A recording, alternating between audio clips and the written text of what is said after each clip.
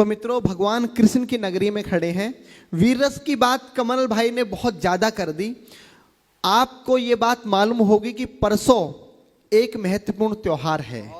25 दिसंबर को गीता जयंती है और इस अखिल ब्रह्मांड का सबसे बड़ा ग्रंथ लिखने वाला, सबसे बड़ी कविता लिखने वाले व्यक्ति इस मथुरा की धरती पर अवतरित हुए हैं। तो आज मैं गीता की बात इस मंच के माध्यम से करना चाहता हूं। वीर रस की बातें कर दी।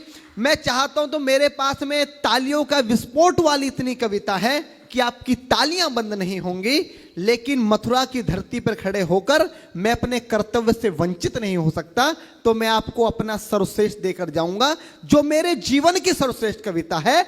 और वो YouTube पर अभी कहीं नहीं है, मैंने सारे YouTube चैनल से हटवा दी है। अगर पहली बार वो कविता डलेगी तो वो विश्वान न्यूज चैनल से डलेगी। भैया ठीक से रिकॉर्ड करवा लेना, मैं पूरे मन के साथ गीता वाली कविता को सुनूंगा। एक बार जोरदार तालियां बजाकर मुझे आदेशित करें, जितना आपका मन करेगा उतनी देर कविता पढ़ूंगा, उससे अलग नहीं करूंगा। बाबूजी आपको चरण स्पर्श करते हुए मैं कविता पाठ शुरू करता हूं। आदरणीय डॉक्टर साहब बैठे, मैंने बहुत सारे अतिथि देखे। चौधरी साहब बैठे हैं, डॉक्टर साहब बैठे हैं। अतिथि आते हैं, दीप जलाते हैं और चले जाते हैं। पहले कवि से लेके अंतिम कवि तक बैठकर कवि सम्मेलन सुनने वाले मैं पूरे जीवन में पहले अतिथि देख रहा हूं। एक बार जोरदार तालियां डॉक्टर अशोक जी के सम्मान में बजाएं। मैं दादा शुरू करता हूं। स्वागत भैया। जब भगवान श्री कृष्ण कौरवों के पास गए तो उन्होंने कहा, अगर आप आधा राज्य नहीं दे सकते तो केवल 5 ग्राम दे दीजिए। और इतना बड़ा हस्तिनापुर का साम्राज्य है, 5 गांव देना कोई बड़ी बात नहीं है। मैं 5 गांवों पर पांडवों को मना लूंगा और इस भीषण विध्वंस को दुर्योधन टाला जा सकता है। पर दुर्योधन ने भगवान श्री कृष्ण को अपमानित करके भगा दिया और बोल दिया कि ग्वाले यहां से भाग जा और उन 5 व्यक्तियों को बता देना कि बिना युद्ध के मैं सुई की नोक बराबर भी जमीन नहीं दूंगा।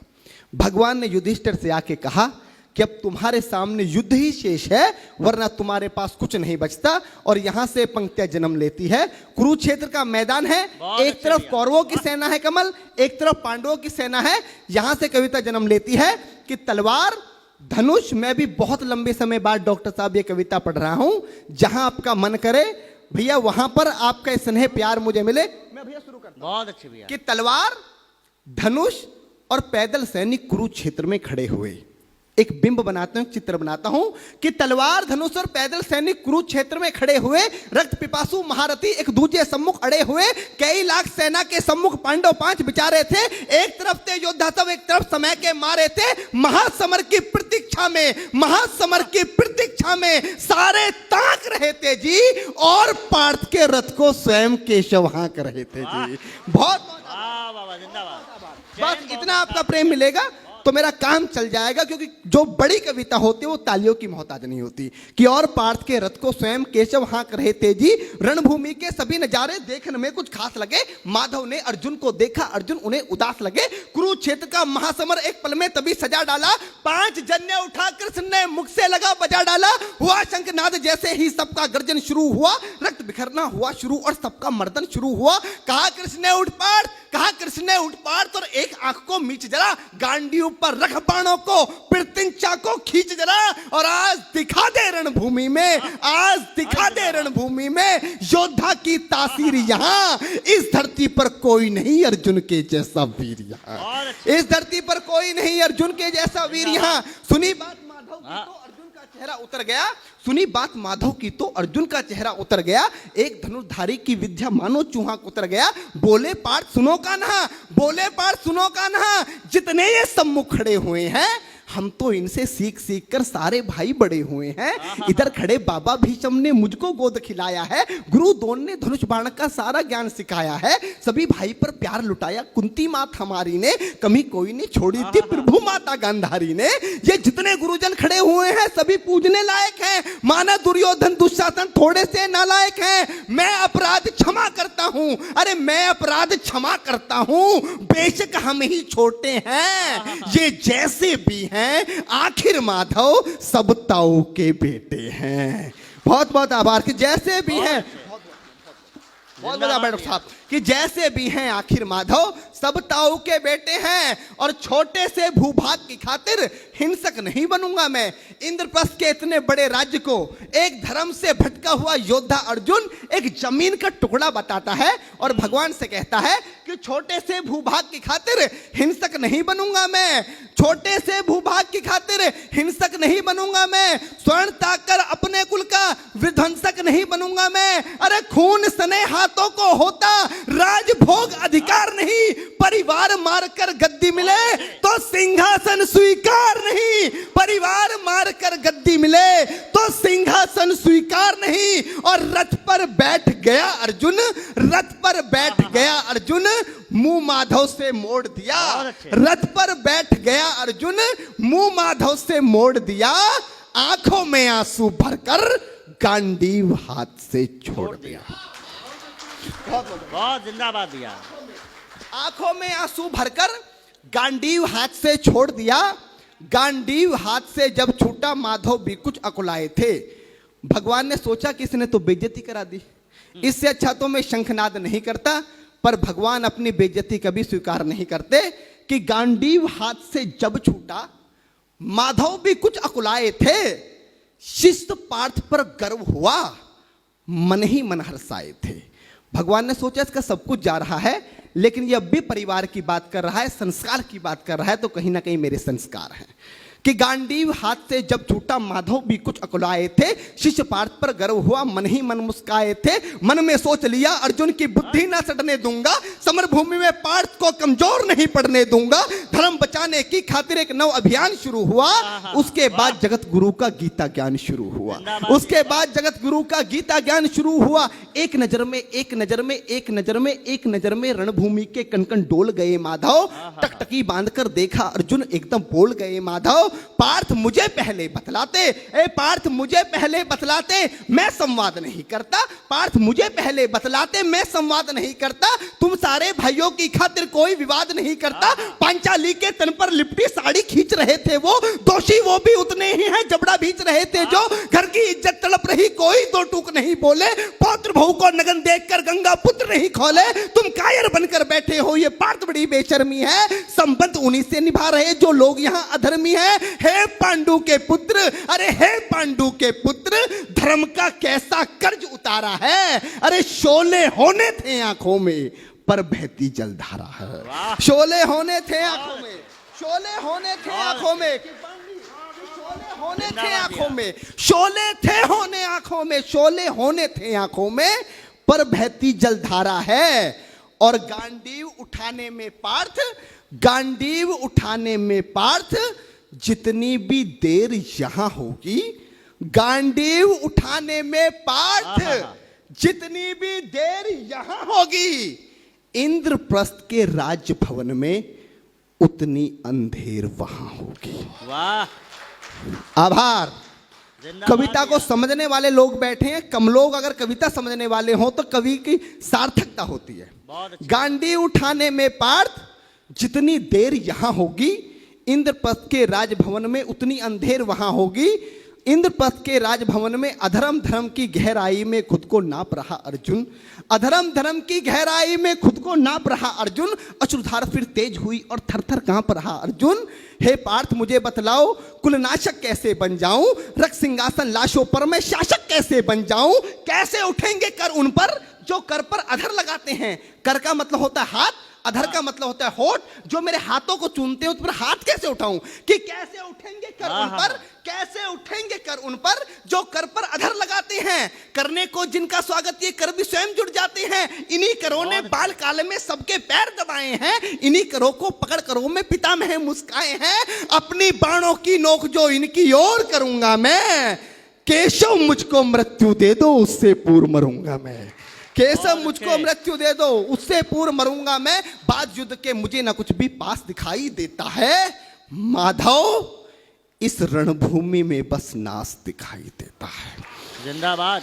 माधव इस रणभूमि में बस नाश दिखाई देता है। बात बहुत भावुक थी, किंतु जगत गुरु मुस्काते थे और ज्ञान की गंगा निरंतर चक्रधारी बरसाते थे। जन्म मरण की यहाँ योद्धा बिल्कुल चाह नहीं करते, क्या होगा अंजाम युद्ध का ये परवाह नहीं करते। पार्थ यहाँ कुछ मत सोचो, बस कर्म में ध्यान लगाओ तुम, बाद युद्ध के क्या होगा ये मत अनुमान लगाओ तुम। इस दुनिया के रक्तपात में कोई तो थे साथ नहीं, निज जीवन का करे फैसला नर के बस की बात नहीं। तुम ना जीवन देने वाले नहीं मारने वाले हो, ना जीत तुम्हारे हाथों में, तुम नहीं हारने वाले हो। ये जीवन दीपक की भांति यूं ही चलता रहता है, पवन वेग से बुझ जाता है वरना जलता रहता है। मानव वश में शेष नहीं कुछ, फिर भी मानव डरता है। मानव वश में शेष नहीं कुछ, फिर भी मानव डरता है। वह मरकर भी अमर हुआ जो धर्म की खातिर मरता है। वह मरकर भी अमर हुआ जो धर्म की खातिर मरता है। ना सत्ता सुख से होता है, ना सम्मानों से होता है। डॉक्टर साहब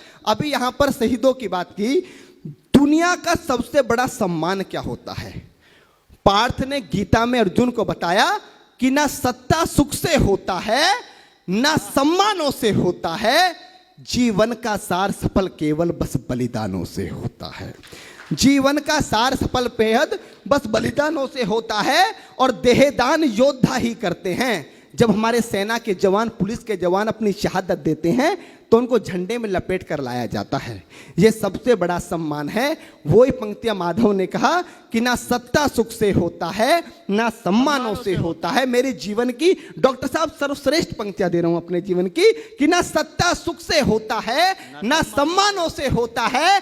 जीवन का सार सफल केवल बस बलिदानों से होता है। और देहदान योद्धा ही करते हैं। देहदान योद्धा ही करते हैं, ना कोई दूजा जाता है। देहदान योद्धा ही करते हैं, ना कोई दूजा जाता है। रणभूमि में वीर मरे तो शव भी पूजा जाता है।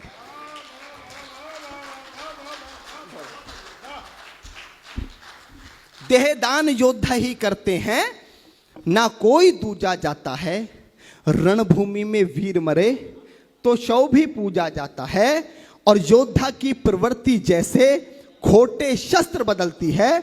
कविता की एक सर्वश्रेष्ठ पंक्तियां देता हूं, क्योंकि गीता में भगवान कृष्ण बताना क्या चाह रहे थे कि योद्धा की प्रवृत्ति जैसे, कमल बैठ, कि योद्धा की प्रवृत्ति जैसे खोटे शस्त्र बदलती है। पंक्ति पर आपका ध्यान चाहूंगा कि योद्धा की प्रवृत्ति जैसे खोटे शस्त्र बदलती है, वैसे मानव की दिव्य आत्मा दैहिक वस्त्र बदलती है। बहुत अच्छी बात, बहुत बढ़िया। वैसे मानव की दिव्य आत्मा दैहिक वस्त्र बदलती है। ये मान और सम्मान बताओ, जीवन के अपमान बताओ। उसके बाद अर्जुन कहता है कि ये मान और सम्मान बताओ, जीवन के अपमान बताओ। जीवन मृत्यु क्या है माधव, रण में जीवन दान बताओ। काम क्रोध की बात कही तो मुझको उत्तम काम बताओ। अरे खुद को ईश्वर कहते हो तो जल्दी अपना नाम बताओ।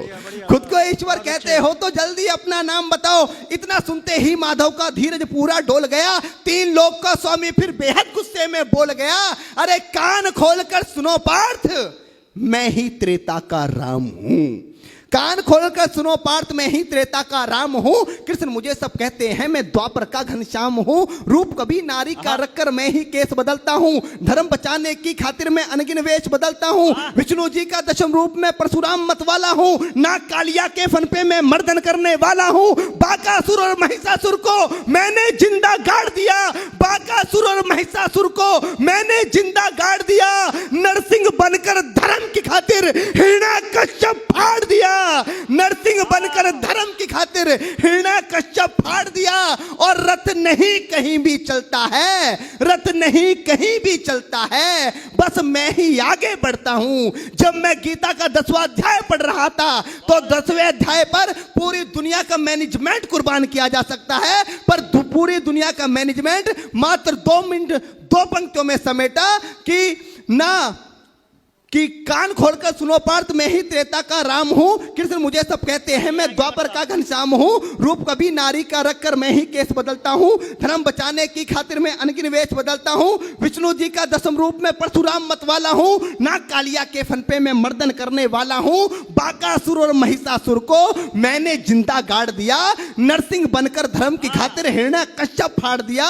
और रथ नहीं तनिक भी चलता है, बस मैं ही आगे बढ़ता हूं। गांडीव हाथ में तेरे है, पर रणभूमि में मैं लड़ता हूं। जिंदाबाद। कि रथ नहीं तनिक भी चलता है, बस मैं ही आगे बढ़ता हूं। गांडीव हाथ में तेरे है, पर रणभूमि में मैं लड़ता हूं। जैसे ही मेरे माधव का कद थोड़ा सा बड़ा हुआ, सहमा सहमा सा था अर्जुन एकदम रस से खड़ा हुआ। मां गीता के ज्ञान का सीधा हृदय पर प्रहार हुआ। मृत्यु के आलिंगन हेतु फिर अर्जुन तैयार हुआ। मृत्यु के आलिंगन हेतु फिर अर्जुन तैयार हुआ कि जितने यहां अधर्मी हैं चुन चुन कर उन्हें सजा दूंगा। इतना रक्त बहाऊंगा धरती की प्यास बुझा दूंगा। जिधर बाण चले पार्थ के सब पीछे हट जाते थे। रणभूमि के कोने कोने लाशों से पट जाते थे। धर्मराज के शीश के ऊपर राज मुकुट की छाया थी। भगवान ने युद्ध जितवा दिया। युधिष्ठिर का राज अभिषेक हुआ। कविता की अंतिम 2 पंक्तियां कि धर्मराज के शीश के ऊपर राज मुकुट की छाया थी, पर सारी दुनिया जानती थी ये बस केशव की माया थी। कि धर्मराज के शीश के ऊपर राज मुकुट की छाया थी, पर सारी दुनिया जानती थी ये बस केशव की माया थी। और धर्म किया स्थापित जिसने, धर्म किया स्थापित जिसने, दाता दया निधान की जय। हाथ उठाकर सारे बोलो चक्रधारी भगवान की जय। जिंदाबाद। वाह वाह वाह।